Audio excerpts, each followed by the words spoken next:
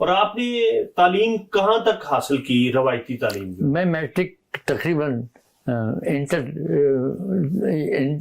میں نہیں، میں میٹرک تک ہی میں نے حاصل کی، سیکنڈری اسکول تک میں نے پڑھا، باقی ساری تعلیم، اور اس تعلیم ہی کی بیس تھی کہ جو بعد میں ہم کو اس نے ہمیں چین سے بیٹھنے نہیں دیا، اس لیے کہ اس بیس کو جو اس دور کے تعلیمی نظام کا دیا ہوا تھا اس کو ہم بھلا نہیں سکے۔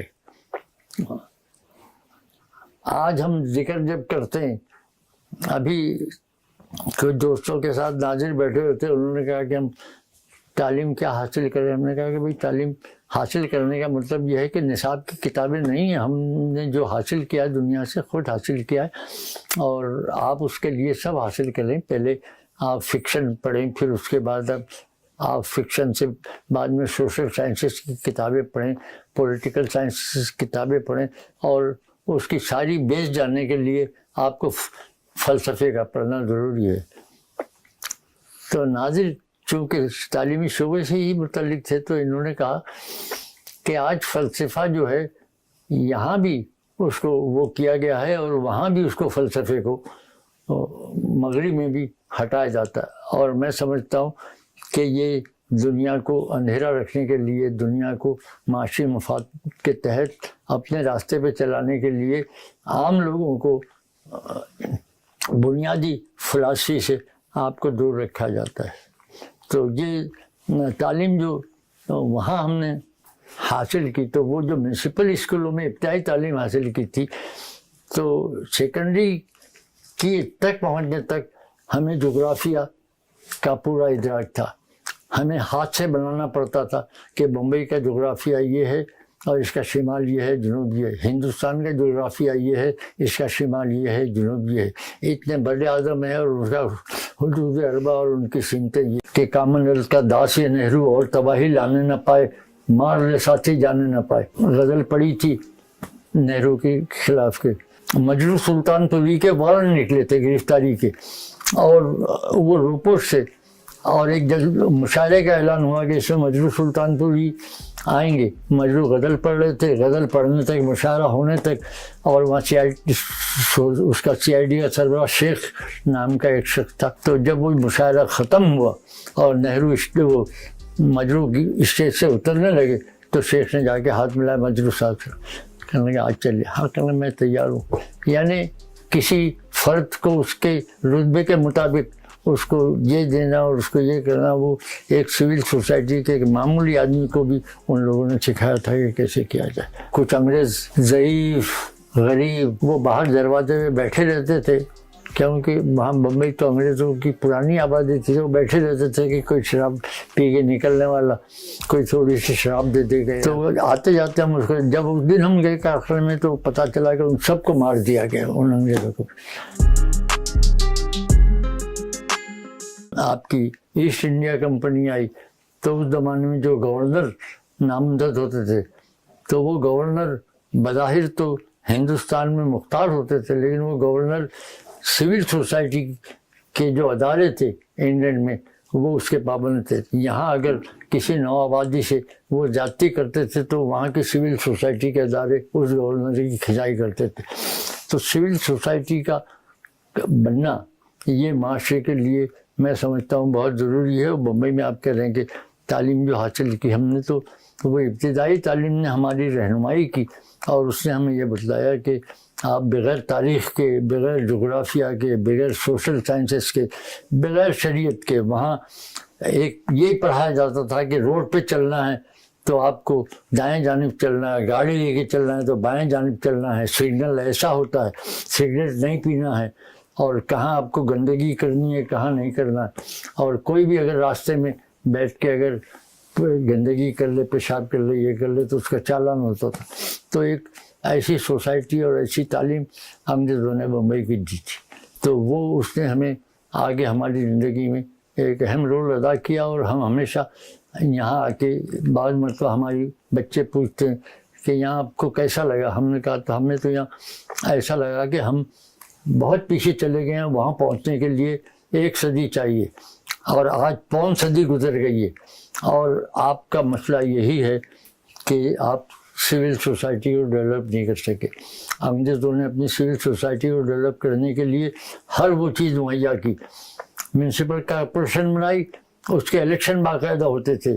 یہاں منیار فیملی آئی, ہمیں یاد ہم چھوٹے سے تھے, وہ میونسپل کارپوریشن کے لیے کھڑے ہوئے منیار فیملی, تو اس کے الیکشن ہوتے تھے.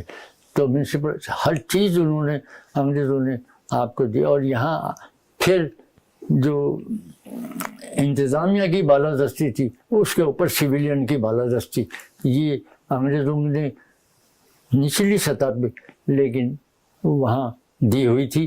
اور کوئی بھی ہم آپ کو ایک واقعہ سنائیں کہ ایک مجروح سلطان پوری کے وارنٹ نکلے تھے گرفتاری کے, اور وہ روپوٹ سے, اور ایک مشاعرے کا اعلان ہوا کہ اس میں مجروح سلطان پوری آئیں گے. اور وہاں پولیس کو مرانجی دیسائی اس وقت صوبے کے وزیر اعلیٰ تھے. 47 میں جب آزاد ہوا جب کی بات, تو نہرو نے غزل پڑھی تھی نہرو کے خلاف کہ کامن ویلتھ کا داس یہ نہرو, اور تباہی لانے نہ پائے, مار لے ساتھی جانے نہ پائے.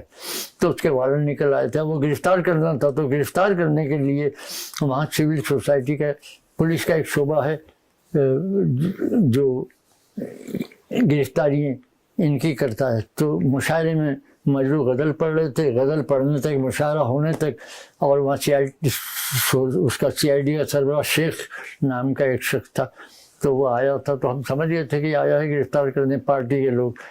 تو جب وہ مشاعرہ ختم ہوا اور نہرو وہ مجروح اسٹیج سے اترنے لگے, تو شیخ نے جا کے ہاتھ ملایا مجروح صاحب سے, کہنے لگے آج چلیے. ہاں کہنے میں تیار ہوں. یعنی کسی فرد کو اس کے رتبے کے مطابق اس کو یہ دینا اور اس کو یہ کرنا, وہ ایک سول سوسائٹی کے ایک معمولی آدمی کو بھی ان لوگوں نے سکھایا تھا کہ کیسے کیا جائے. اپنے جو اساتذہ ہیں جو اسکول کے, ان میں سے کسی کا نام آپ کو یاد ہے اسکول میں؟ جی, جو آپ کے اساتذہ جو آپ کو ٹیچر پڑھاتے تھے, کسی کا نام یاد ہے؟ انجمن اسلام ہائی اسکول میں ہم نے انگلش سے جس سے تعلیم حاصل کی تھی, وہ تھامس ایک عیسائی تھا, وہ ہمیں نام یاد ہے. اور جو ہمارا کلاس ٹیچر تھا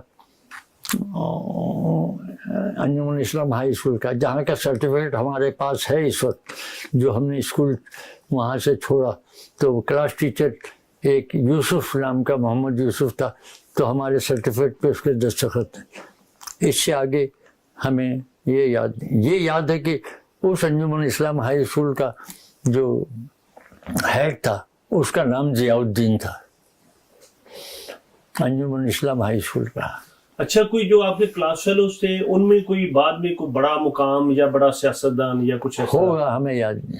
اچھا ہوگا, ہمیں یاد نہیں, اس لیے کہ وہ ابتدائی تعلیم تھی اور لڑکپن کا دور تھا. اچھا, یہ ذرا بتائیے گا کہ مارکسی خیالات کی طرف آپ کیسے آئے یا کیسے آپ ان سے متاثر ہوئے؟ ہم نے اس میں تحریر کیا ہے, دونوں کتابوں میں بھی اس کا ذکر ہے. چونکہ ہمارا نیچر, ہماری تعلیم, ہماری تربیت, ہمارا ماحول سب ایک خاص سانچے میں ڈھلے ہوئے تھے, اور سیاست سے وابستگی ہمیں والد سے ورثے میں لی تھی. بمبئی میں گجراتی اخبار نکلتا تھا, شاید اب بھی نکلتا ہو. پاکستان بننے کے بعد کراچی میں بھی وہ آتا رہا بہت دیر تک, کیونکہ یہاں گجراتی برادری اس کو پڑھتی تھی. اس کا نام تھا ممبئی سماچار. یہ ممبئی نام تو اب رکھا ہے, لیکن ممبئی بمبئی میں گجرات میں ممبئی ہی کہا جاتا تھا. یعنی بمبئی کا پرانا نام ممبئی تھا؟ ہاں, ممبئی ہی تھا, ممبئی ہی کہتے تھے. اور وہ اخبار جو ہے گجراتی زبان کا سب سے بڑا اخبار تھا, اس کا نام تھا ممبئی سماچار. بمبئی کی خبروں کا اس کا وہ کرتا تھا. تو وہ ورثے میں ہمیں ملا ہوا تھا. تو وہ جب ہم اشرافیہ سے لیبر کلاس میں آ گئے تو ہم کارخانوں میں کام کرنے لگے تھے. 46 میں 46 میں ہماری عمر 14 سال थी गालिबन। वहाँ एक कारखाना था, अंग्रेज का था। जिस जगह कारखाना था उस एरिया को फोर्ट एरिया कहते थे। वो अंग्रेजों ही के वहाँ बड़े बड़े शोरूम थे और दुकानें थी और कारोबार थे उनके। फेबर लोबा की घड़ियों की बहुत बड़ा शोरूम था, ईस्टर्न वॉच कंपनी थी और दूसरे उसके आधारित वहीं पे एक अंग्रेज का एक कारखाना था, तो उसमें हम मुलाजमत करते थे। और चूँकि हम फर्नीचर के काम से वाबस्तगी वालिद के हवाले से थी, तो वो फर्नीचर वहाँ बनता था। वहाँ से फिर वहाँ एक मिस्त्री था, केशव नाम था उसका, उसके हम हेल्पर के तौर पे थे कि वो जो ये कर दो, वो कर दो, ये लकड़ी उठा दो, रंदा खींच लो, फलां कर लो। वो बंदा सेकुलर था। हम उस ज़माने में भी एक आने का अखबार मिलता था खिलाफत, जो खिलाफत कमेटी बम्बई की निकालती थी। जाहिद अली शायद उनका नाम था, जो इनके इंतकाल के बाद, शौकत अली जौहर के इंतकाल के बाद जो बम्बई के थे। तो खिलाफत हम एक आने का अखबार भी उस ज़माने में अपने रोज़मर्रा के अखराजात जो हमारी वालदा हमको देती थी उसमें से हम बचा के वो अखबार ख़रीदते। वो अखबार हम लेके जाते थे तो केशव से डिस्कस होती थी, बात करती थी। उसके पास आर्यावर्त आता था पंजाब से, वो पंजाबी था और वो फिर वहाँ पर उसने हमारी पहली से ये थी तो उससे ख्यालात का तबादला होता था, सियासी गुफ्तगू का, इसका उसका।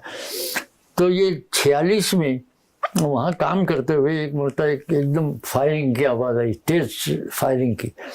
तो केशव ने हमसे कहा कि भाई रशाद जी देख के तो आज आके कहाँ फायरिंग हो रही, क्या हो रही। तो हम वहाँ से उतर के थोड़े फासले पे गए तो वहाँ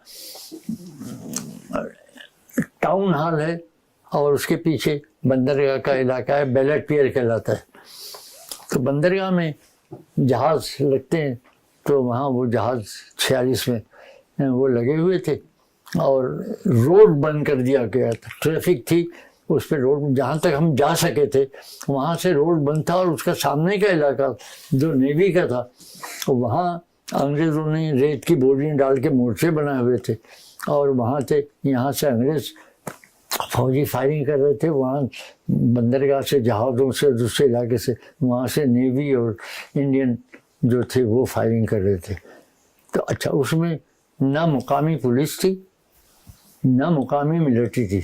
बराह रास्त उन्होंने इनकार कर दिया था उन पे गोली चलाने से और यहाँ से ये हो रहा था। खैर हम ये देख के वो आ गए वहाँ और उस वक्त बिल्कुल इब्तिदाई तौर पे ये देखा था मैं। वापस आके हमने बताया भाई ये सूरत हाल है, ये है। सारा दिन तो उसी जगह पे नेवी की मुठभेड़ होती रही। दूसरे दिन नेवी के लीडरों ने आवाम से अपील की कि आवाम हमारा साथ दें। वो अपील करना था कि मुंबई में सारे अवाम एकदम बाहर निकल आए और उन्होंने एक एक चीज़ नेस्तो नाबूद कर दी। सारी पुलिस चौकियाँ थी और दूसरे सरकारी इमारतें थी, ये भी, और बहुत बड़ी खूनरेजी हुई। और उसके बाद अंग्रेज़ों ने हर मोहल्ले के अंदर, हर गली के अंदर अंग्रेज़ फौजियों को भेजा और वैसे मोर्चे बनाए और अंधाधुंध फायरिंग शुरू कर दी। और मैं समझता हूँ कि 2-2.5 हज़ार आदमी उसे मारे गए होंगे, इसलिए कि लाशें हमने वहाँ पड़ी हुई ऐसी देखी, फायरिंग ऐसी देखी। पूरा शहर तहस नहस हो गया था और अंग्रेज़ों ने किसी को वो नहीं किया, बाहर नहीं, पाबंद ने कर्फ्यू लगा हुआ था, सब था। दूसरे दिन जरा थोड़ा सुकून हुआ तो हम भी अपने कारखाने में गए। तो कारखाने में, जहाँ हम कारखाना था तो उसके साथ में एक शराब खाना था जिसमें देसी शराब खाना। तो वो वहाँ कुछ अंग्रेज़ ज़ईफ़ गरीब वो बाहर दरवाजे में बैठे रहते थे, क्योंकि वहाँ बम्बई तो अंग्रेज़ों की पुरानी आबादी थी। तो बैठे रहते थे कि कोई शराब पी के निकलने वाला कोई थोड़ी सी शराब दे देगा या कोई मच्छी का टुकड़ा या गोश्त का टुकड़ा दे देगा खा ले। तो वो बैठे रहते थे। تو آتے جاتے ہم اس کو، جب اس دن ہم گئے کارخانے میں تو پتہ چلا کہ ان سب کو مار دیا گیا ان انگریزوں کو. ایک انگریز سے قابض سے آقا کی صورت میں تھے، لیکن وہ ایک شاخ سا گزرا کہ روز اور ہم سے بھی جو کچھ ہوتا تھا ہم ان کو دے دے، وہ بھی ایک تکلیف کے بات تھی. لیکن وہ وہاں سے جب یہ سب صورت حال دیکھی تو واپس جب اپنے علاقے میں آئے تو مسلم لیگ کا ایک دفتر تھا، بھنڈی بازار ایک جگہ ہے بمبئی کی، اس جگہ کا نام تھا دفتر کا محفل خدام چشتیہ. وہاں چندریگر صاحب تقریر کر رہے تھے اور مجمع لگا ہوا تھا. وہ کہہ رہے تھے کہ آپ لوگ یہ کام نہیں کریں، آپ یہ توڑ پھوڑ نہیں کریں، یہ کام اور یہ جو ہے گنڈوں کا کام ہے، بدماشوں کا کام ہے. یہاں مسلمانوں کو مسلم لیگ روک رہی تھی اس میں شریک ہونے سے، اور سردار پٹیل ہندو علاقے میں جا کے وہاں تقریر کر رہا تھا کہ یہ کانگریس اس میں شریک نہیں ہے اور یہ گنڈوں کا کام ہے. اور وہیں بھنڈی بازار کے چوکی پہ ایک پبلشر تھے، سلطان پبلشر کے نام سے، جو بعد میں ادھر کراچی میں آ گئے تھے. تو ان کا اخبار شاہد نکلتا تھا، وہاں یہ سب ادیب بھی بیٹھے ہوتے تھے. تو شاید وہاں کرشن بیٹھے ہوں، کرشن چندر. تو انہوں نے بعد میں اس واقعے کے اوپر ایک افسانہ بھی لکھا ہے کرشن نے، جس کا عنوان ہے 3 گنڈے. اچھا، یہ جب ہم نے دیکھا تو یہ کیا صورتحال ہے، ہم نے کہا کہ اصل تو یہ ہے کہ آپ کی غلامی کے خلاف لڑ رہے ہیں، جدوجہد کر رہے ہیں. اس سے پہلے بھی ہم نے بمبئی میں ایسے دیکھے تھے انگریزوں کے خلاف جلسے جلوس جو کانگریس نکالتی تھی. مسلم لیگ کا انگریزوں کے خلاف کوئی جلسہ جلوس ہمیں یاد نہیں. یہ تو کہتے تھے کہ بٹے گا ہندوستان اور یہ ہوگا وہ ہوگا، لیکن انگریزوں کے خلاف کو تو وہ وہاں پر جب یہ ہم نے دیکھا تو وہ پھر ایک واضح خلیج نظر آئی. دوسرے دن پھر جو آپ کہتے ہیں کمیونسٹوں سے وابستگی کیسے ہوئی، تو دوسرے دن وہاں بھنڈی بازار پہ ہم نے دیکھا کہ اخبار بیچتے ہوئے کچھ بندے تھے جو اخبار فروش نہیں تھے، اور وہ کمیونسٹ پارٹی کا اخبار بیچ رہے تھے، نیا زمانہ. اور اس میں انہوں نے کہا تھا کہ یہ لڑائی اصل لڑائی ہے اور کمیونسٹ پارٹی پورے بر صغیر میں اس کی حمایت کرتی ہے، کیونکہ نیوی کی بغاوت بمبئی کے علاوہ کراچی، وجیگا پٹم اور کوچین وغیرہ میں بھی فوج نے ایک دم انڈین فوج نے بغاوت کر دی تھی. تو اس میں جو لوگ تھے، اس میں خاص نام جو مختلف یونین کے صدر اور یہ تھے، سید محمد مہندی ایک اردو ادب کا اور صحافت کا نام ہے، اور جس کا خاندان آج بھی یہاں بائیں بازو کو وہ کر رہا ہے. عالیہ امام ہے، مظہر عباس وغیرہ. سید محمد مہندی وہ اخبار کے ایڈیٹروں میں بھی تھے اور وہ بیچنے والوں میں بھی وہ شامل تھے. تو ان کے ہاتھ سے ہم نے پہلا اخبار کمیونسٹ پارٹی کا خریدا جو 14 سال کی عمر تھی، اور ہم وہیں پڑھ کے خبریں پڑھ رہے تھے کھڑے ہو کے یوں بڑے انہماک سے. تو انہوں نے دیکھا کہ لڑکا کھڑے ہو کے اتنی عمر میں اتنی انہماک سے پڑھ رہا تھا، تو قریب آ کے انہوں نے بات کی اور انہوں نے کہا کہ اس کے بارے میں اور بھی معلوم کرنا ہو تو اسی سے تھوڑا آگے آپ بڑھ جائیں، سینڈرس روڈ پہ کمیونسٹ پارٹی کا دفتر ہے اور وہاں آپ کو کتابیں اور یہ مل جائے گی. اور اس کے حوالے سے ہم کمیونسٹ پارٹی کے دفتر میں پہنچے، اور پھر وہاں سے دوسرے ان کے ادارے تھے، لائبریری تھی، پھر وہاں سے ہم کتابیں حاصل کرتے رہے اور یہ پڑھتے. تو یہ پہلا واسطہ جو آپ نے پوچھا وہ ہم نے بتلایا.